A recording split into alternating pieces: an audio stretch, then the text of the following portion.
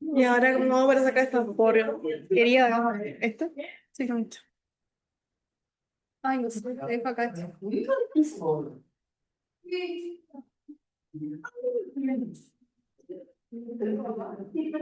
Arranco.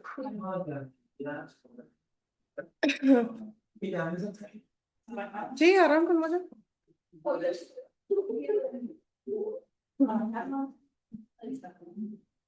Buenas, mi nombre es Sánchez Dora. Me toca hablar de lo que es asma bronquial y crisis asmática. Bueno,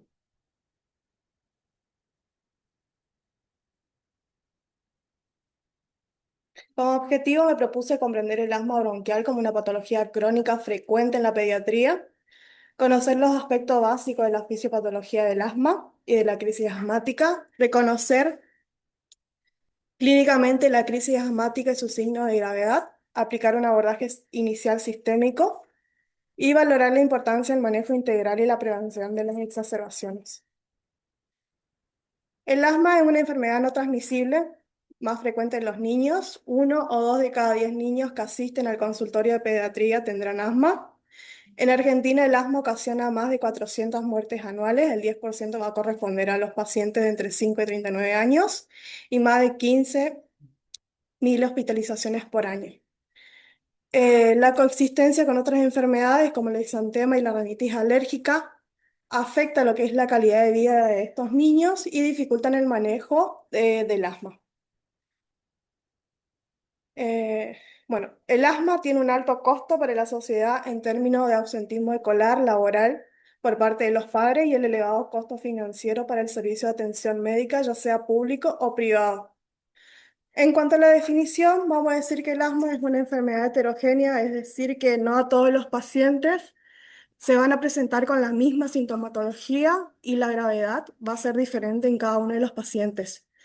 Y se va a caracterizar por la inflamación crónica de vías aéreas, es decir, el bronquiolo va a tener una inflamación que va a ser persistente, cuya expresión clínica se va a producir en la variabilidad del flujo aéreo expiratorio, que se va a revertir de forma espontánea, ya sea de forma total, parcial o por acción de las drogas broncodilatadoras. Esta es una de las clasificaciones que da lo que es el GINA 2026, que creo que ya lo clasifica en el del 2025, en el que lo que hace es que dice que el asma es una enfermedad heterogénea y tenemos varios fenotipos. El asma tipo 2 alérgico, que es más frecuente en los niños, en el que vamos a tener una eosinofilia elevada. El asma tipo 2 no alérgico. El asma no tipo 2, en el que va a haber un predominio de neutrófilos, digamos, en lo que es la vía aérea. El asma asociado a la obesidad y el asma de inicio tardío. En cuanto a la fisiopatología, lo que hay que saber es que se debe a tres mecanismos principales, que es la inflamación de la vía aérea, la obstrucción y la hiperreactividad. Y todo esto van a producir lo que es la remodelación de la vía aérea. Em,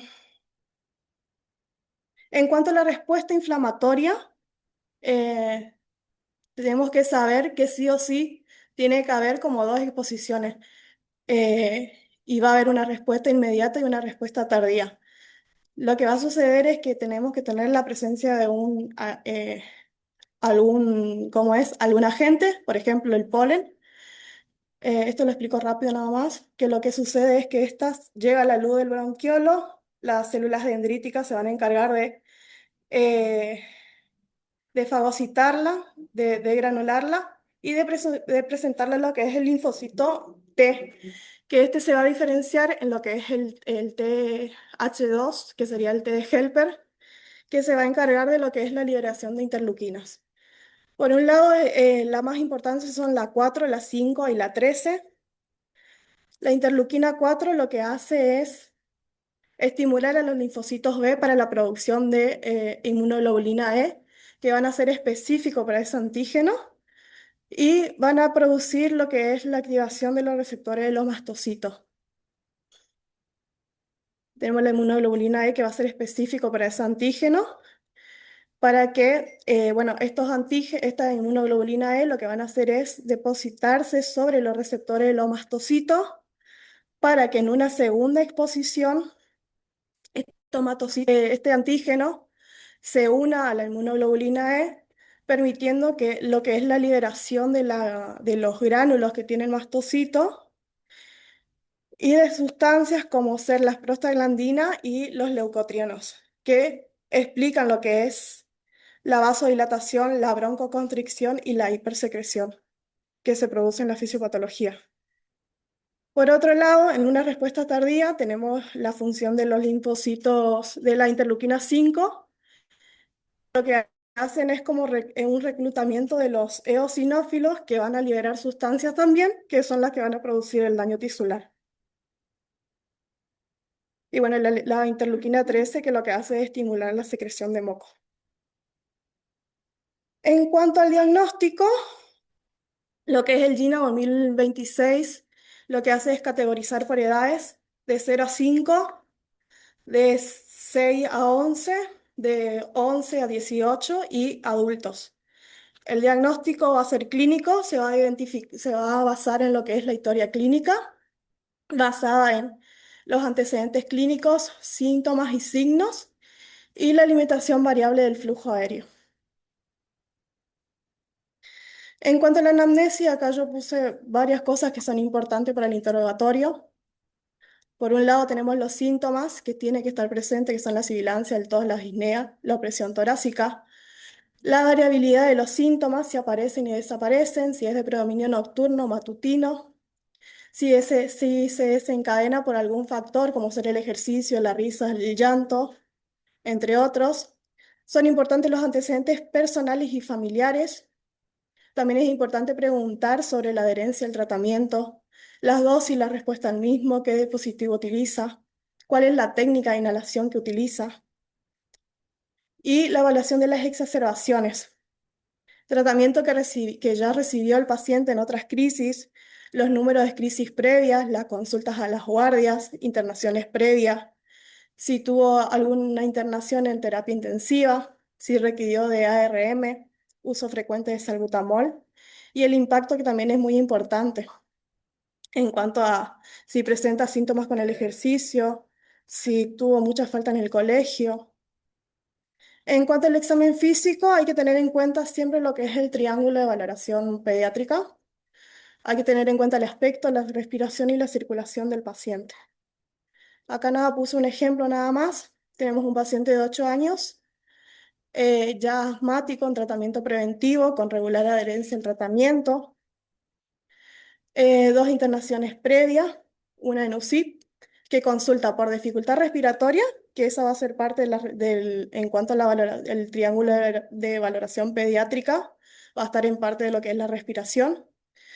El paciente está vigil, algo sudoroso, pálido, con tiraje generalizado, habla con frases, está taquicárdico, taquipnéico, desaturando, afebril, regular entrada bilateral de aire, sibilancia en la expiración y en la expiración.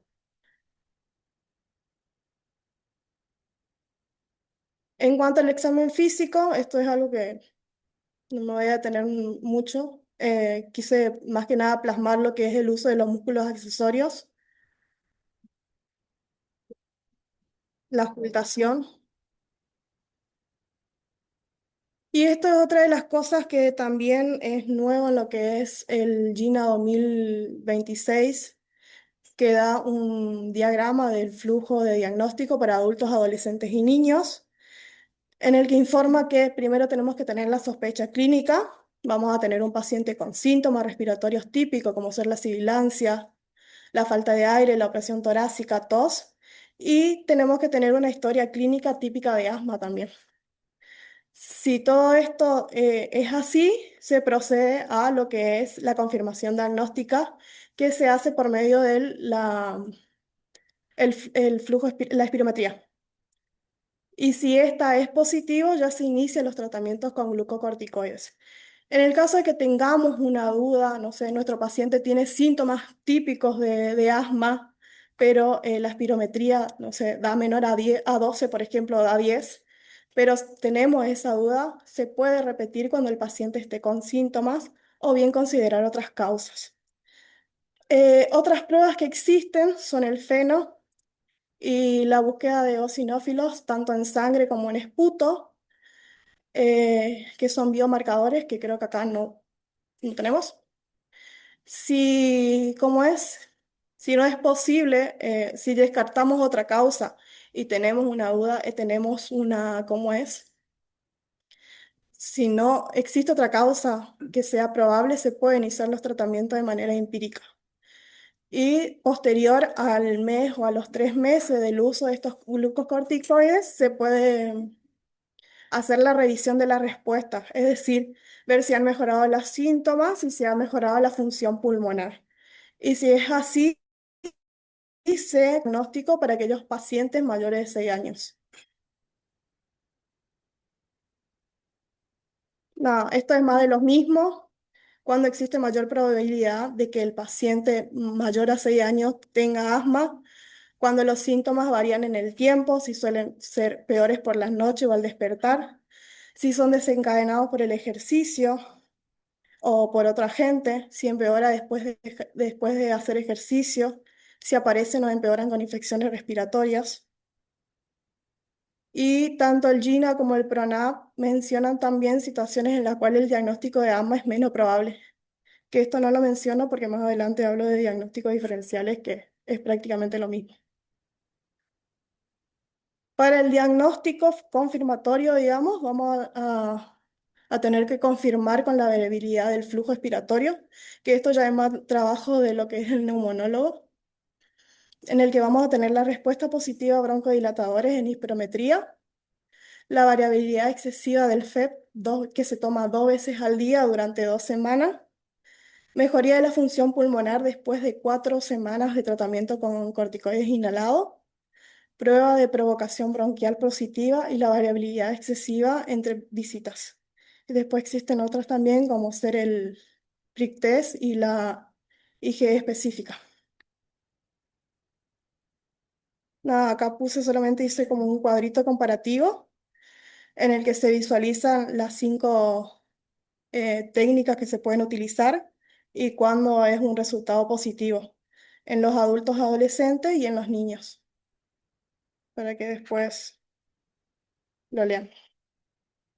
Y bueno, después están los biomarcadores que también ya mencioné, los eosinófilos en esputo o en sangre y el óxido nítrico.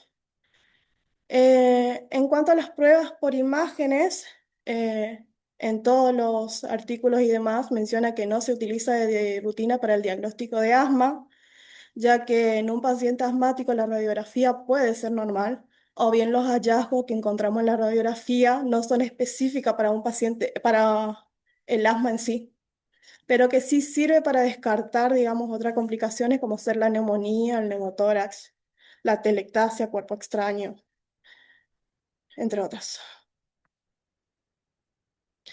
En cuanto al diagnóstico en menores de 5 años, se requieren los 3 criterios que están escritos ahí, que son el episodio recurrente de sibilancia. Tiene que haber más de un episodio de sibilancia con síntomas compatibles con asma, que no haya otra causa, es decir, descartar un diagnóstico alternativo, y la respuesta al tratamiento, que eso recién se va a ver después de los 2 meses, los 3 meses de haber iniciado los corticoides. ¿Qué aumenta la frecuencia o las sospechas? La sibilancia recurrente, la tos o la sibilancia con el ejercicio, la risa o el llanto, que empeore con el humo de tabaco o desencadenantes ambientales, los antecedentes personales o familiares que apoyan el diagnóstico pero que no son obligatorios. Si tenemos estos 3 criterios, vamos a decir que tenemos el asma, mi paciente tiene asma y está confirmada. De lo contrario, voy a decir que tiene sospecha de asma. En cuanto a los diagnósticos diferenciales, hay un montón: infecciones virales de la vía aérea superior, reflujo gastroesofágico, cuerpo extraño, toferina, tuberculosis, cardiopatía congénita, displasia broncopulmonar, fibrosis quísticas. En cuanto a la clasificación, esta clasificación es la que se usaba tradicionalmente, en la que clasificaba lo que es la gravedad en intermitente y persistente, eh, pero este enfoque ya no nos recomienda usar el GINA, ya que no precisa adecuadamente el riesgo a futuro y las necesidades terapéuticas del paciente. Actualmente la evolución se va a basar en el control de lo que es el síntoma y el riesgo de futuras exacerbaciones, ya que la gravedad lo vamos a determinar retrospectivamente, es decir, después de los 3 meses de que mi paciente esté con algún tratamiento.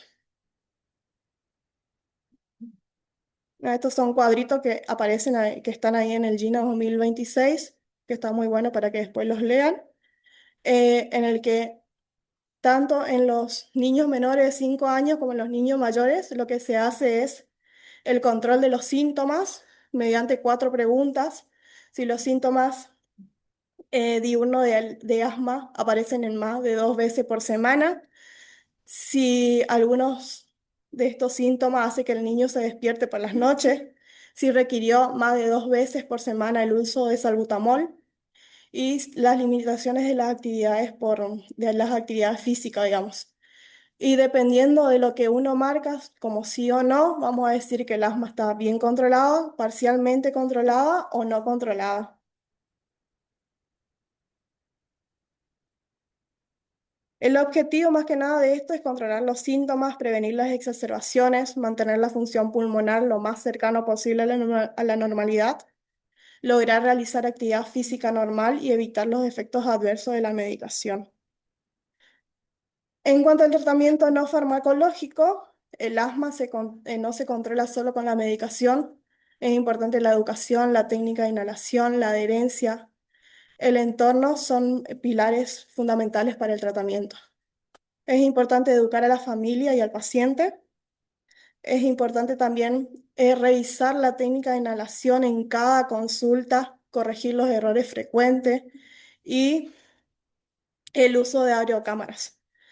En cuanto a la adherencia del tratamiento, también debemos identificar aquellas barreras y educar sobre el uso correcto de la medicación, el control de los ambientes y los desencadenantes, evitar el humo de tabaco, reducir las exposiciones, identificar y evitar desencadenantes, el apoyo psicosocial y familiar, el estilo de vida y la prevención y las vacunas.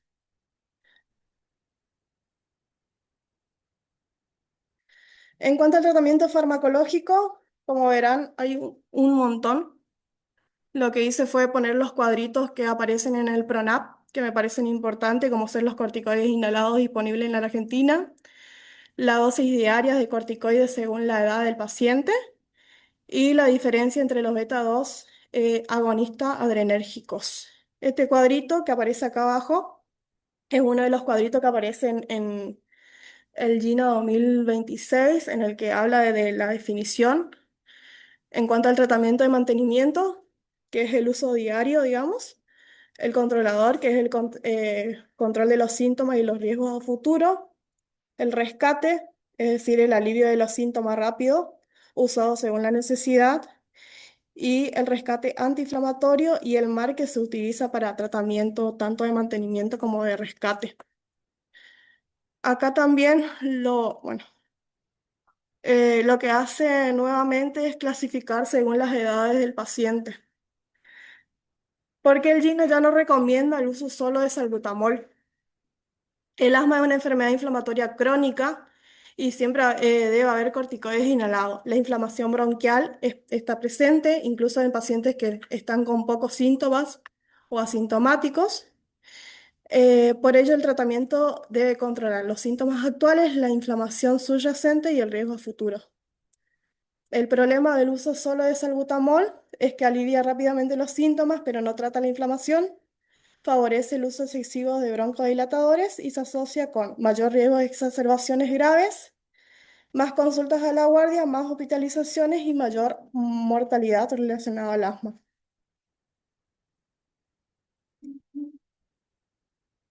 También hay un apartado en cuanto al uso de los corticoides orales, en el que dice que debe ser evitado siempre que sea posible debido a sus efectos adversos.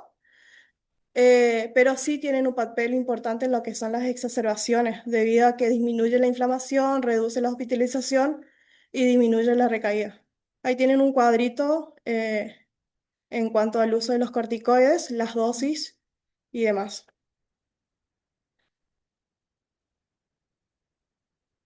El tratamiento actual del asma se basa en un enfoque escalonado e individualizado, cuyo objetivo principal es lograr el control de los síntomas, reducir el riesgo de las exacerbaciones y mejorar la calidad de vida del paciente.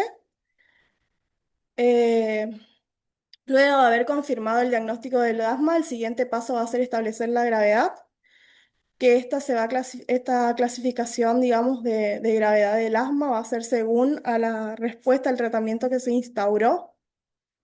Se va a clasificar en asma leve, moderado y grave. Asma leve es aquel asma que está bien controlado con el tratamiento propuesto por el paso 1, por el nivel 1 o nivel 2. El moderado, que es aquel asma bien controlado con los tratamientos propuestos para el nivel 3. Y el grave, el asma grave es el asma bien controlado con el tratamiento propuesto para el nivel 4 y 5. En cuanto al tratamiento para los niños menores de 5 años, prácticamente lo que dice es que para el mantenimiento debemos usar corticoides inhalados y para el rescate el salbutamol.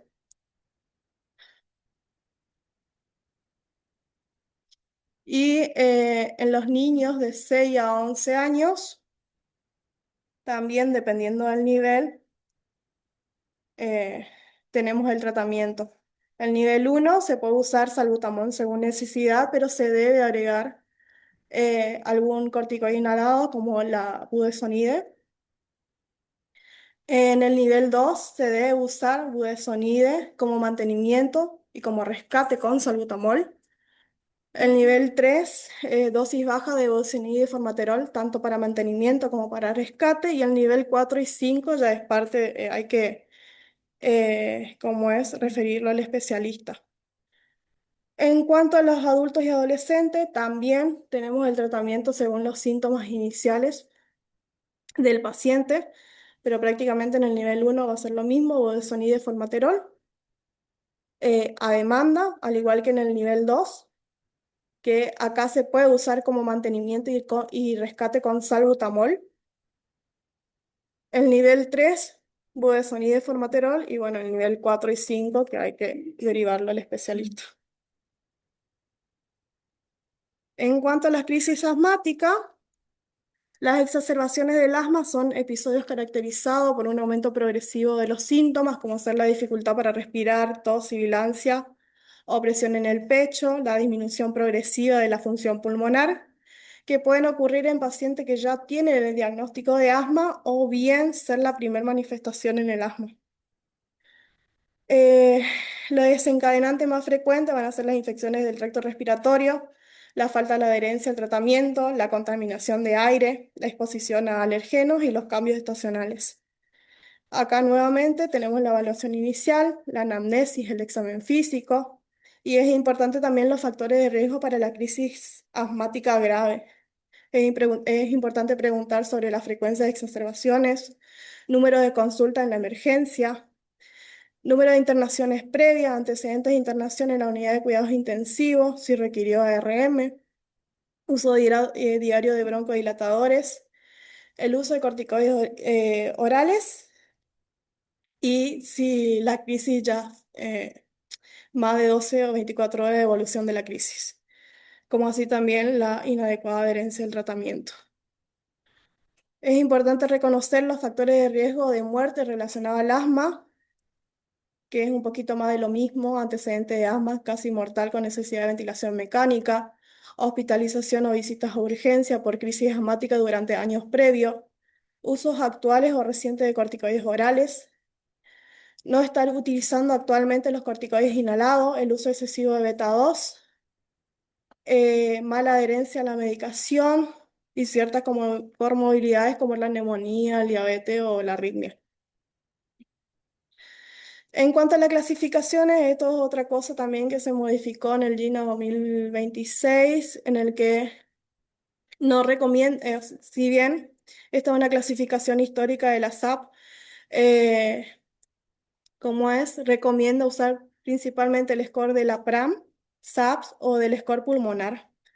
Y otra cosa que se modificó es que lo que es la cría, que sería la claudicación respiratoria inminente aguda, la denomina como insuficiencia respiratoria inminente, que es cuando el paciente ya va a requerir un manejo inmediato en lo que es el área crítica, unidad de cuidados intensivos. Mi paciente va a tener depresión del sensorio, incapacidad para hablar, frases completas, respiración paradójica, tóraco abdominal, disminución progresiva del esfuerzo respiratorio, va a haber un tórax silente, es decir, ausencia o marcada disminución de la sibilancia.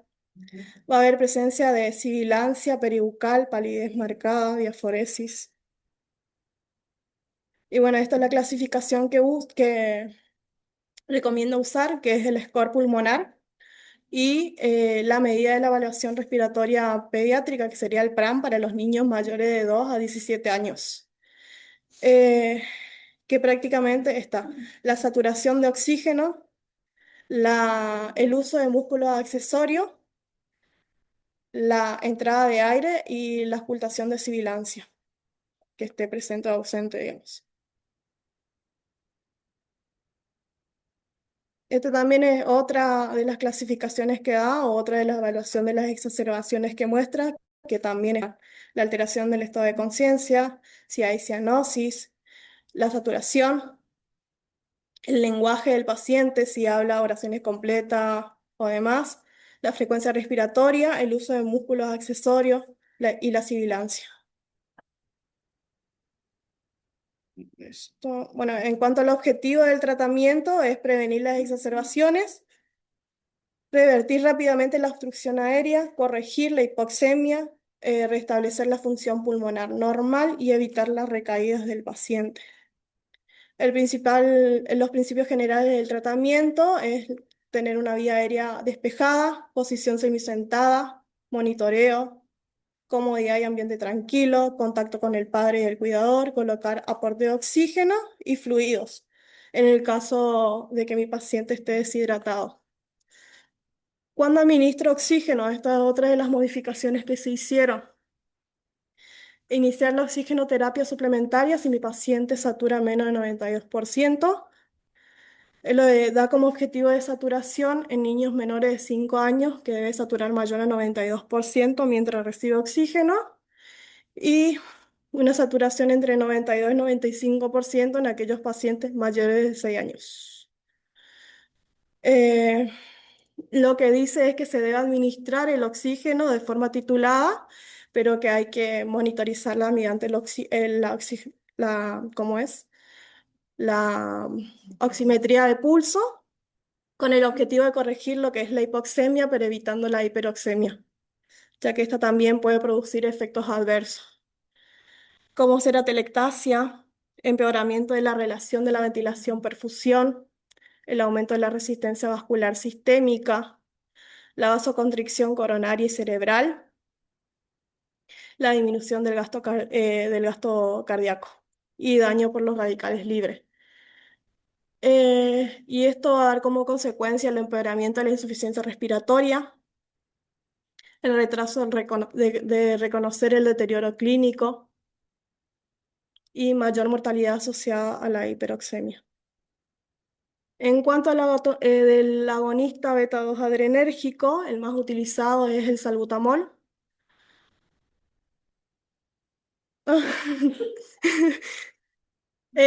Bueno, ahí está la dosis que se las dosis que se deben emplear de acuerdo a la edad del paciente y la dosis de nebulización, que prácticamente es una gota por kilo diluido en 3 centímetros de solución fisiológica. En pacientes hasta 20 kilos, la dosis máxima va a ser de 20 gotas, que equivale a 1 mililitro. En cuanto al lo anticolinérgico de acción corta, tenemos el bromuro de pratropio, que lo que hace es mejorar la función pulmonar, reduce las hospitalizaciones y la necesidad de ingreso a UCI en crisis grave. Máxima eficacia en las primeras 2 horas del tratamiento. Si se asocia a salbutamol es más beneficiosa en cuanto a la crisis moderada y grave. Y si vemos que no hay mejoría con el tratamiento, esta se debe suspender en las primeras 24 a 48 horas. Ahí están las dosis, son 2 a 4 PAF. Y en cuanto a las dosis para nebulizar, también suele ser una gota por kilo.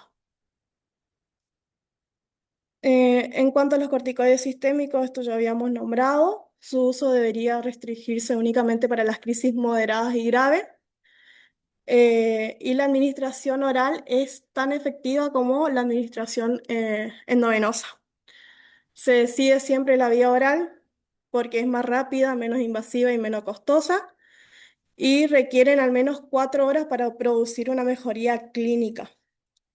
Y habla de que el endovenoso debe dejarse para aquellos pacientes que no toleran la vía oral o ya para las crisis graves. Otra cosa que nombra también que no es necesario la reducción gradual de los corticoides se prescriben, digamos, en aquellos pacientes que prescribimos en menos de 10 días.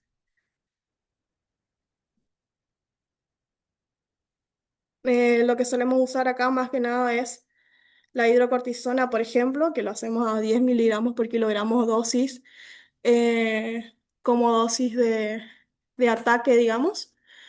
Y lo que recomienda como vía oral principalmente es la prednisona, a 1 o 2 miligramos kilogramos día cada 8 a 12 horas durante 3 a 5 días.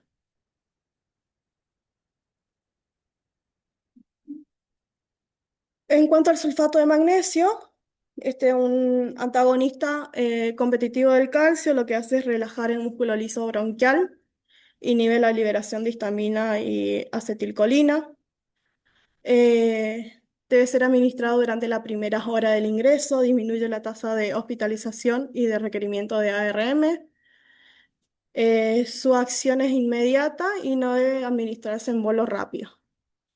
La dosis del sulfato de magnesio es de 25 a 50 miligramos por kilogramos dosis, para una dosis máxima de 2 gramos por dosis, que se debe administrar en 20 a 30 mililitros. La ampolla viene en una ampolla 25%, es decir, 25 gramos en 100 mililitros o bien 250 miligramos en mililitros.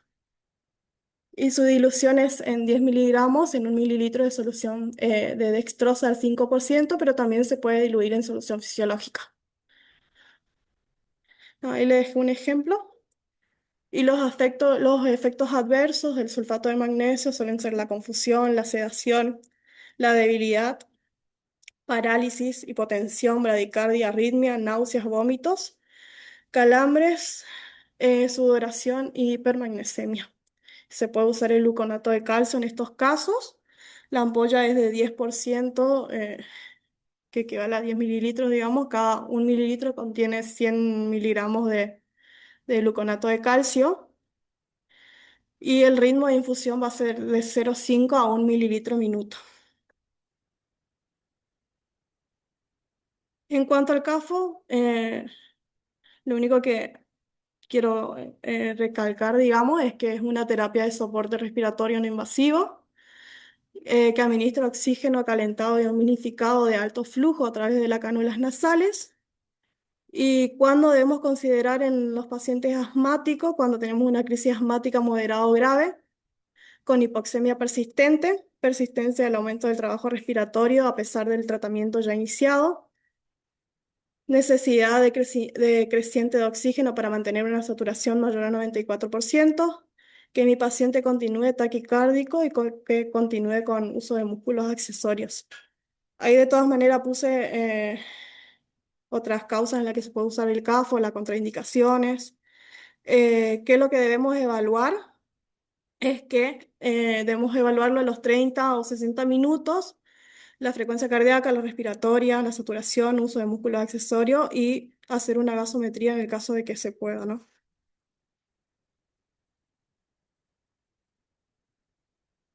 Después tenemos lo que es la ventilación no invasiva y la ventilación invasiva. En la no invasiva se indica cuando tenemos hipercapnia progresiva, acidosis respiratoria, aumento del trabajo respiratorio, mala respuesta al tratamiento farmacológico. Y la invasiva cuando tengamos una PSO2 mayor a 50, una PO2 menor a 60, pH menor a 7,25, apnea, bradicardia, bradipnea, alteración de la conciencia, arritmia grave y paro cardiorrespiratorio. Eh, Nada, este es el manejo del servicio en la emergencia, que es el mismo que siempre se utiliza, nada más que las modificaciones que se hicieron fue que, por ejemplo, en el manejo de la crisis asmática moderada, el salbutamol que se indica es de 4 a 6 puff, que antes se administraba hasta 10 disparos, que sí se hace en el grave. Y otra cosa que recalca mucho es que preparar al paciente para el alta. Es decir, se puede indicar broncodilatadores de acción corta, pero ya no se usa más el tema de 2 PAS cada 4 horas, 2 PAS cada 6 horas, eso ya no se usa solamente a demanda. También habla que se debe iniciar los corticoides inhalados antes del alta del paciente y que se pueden seguir indicando corticoides orales para las exacerbaciones moderadas o graves. No, para finalizar, el mensaje clave de la GINA 2026 para prevenir las exacerbaciones es que enfatiza que la mejor estrategia para prevenir las exacerbaciones asmáticas es asegurar el uso del tratamiento con corticoides inhalados, evitando el uso de salbutamol como única terapia, corregir los factores de riesgo modificables y proporcionar la educación continua del paciente y su familia. Bueno, Dijeron que se iba a componer, pero sigue exactamente igual. Bueno, a veces los doctores cometen errores.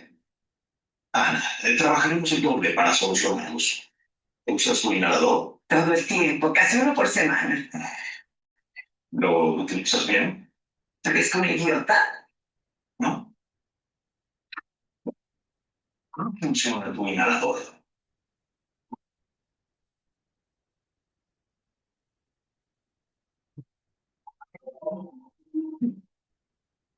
Cretino. Lo puse más que nada porque otra de las cosas que también recomienda el GINA es que en cada control se le pregunte al padre cómo hace la técnica de inhalación, porque parece tan obvio, pero suele pasar. Con eso la bibliografía que usé y eso es todo.